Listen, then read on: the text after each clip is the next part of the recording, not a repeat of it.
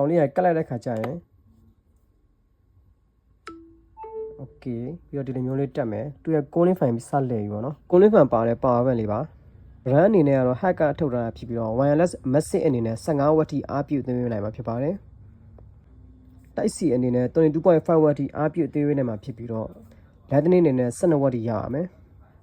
transparent design အပြင် air in air out air flow design ကိုတတိချာလေးစနစ်တကျလုပ်ပေးတာကိုတွေ့ရမှာဖြစ်ပါတယ်ဒီကောင်လေးကကတ်လိုက်တဲ့ခါကျရင်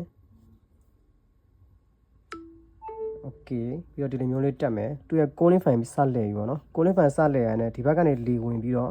ဒီဘက်ကနေလေထွက်တာပေါ့နော်အဲ့တွက်ကြောင့်မို့လို့ပဲသူကအပူတက်တာတဲ့အတွက်ကြောင့်မို့လို့ပဲအားဝင်မြန်တာပေါ့နော်ကတ်လိုက်တဲ့ခါကျရင်ဒီလိုမျိုး standby mode လေး activate ဖြစ်တယ်ပေါ့နော် standby mode လေးစဖြစ်တာနဲ့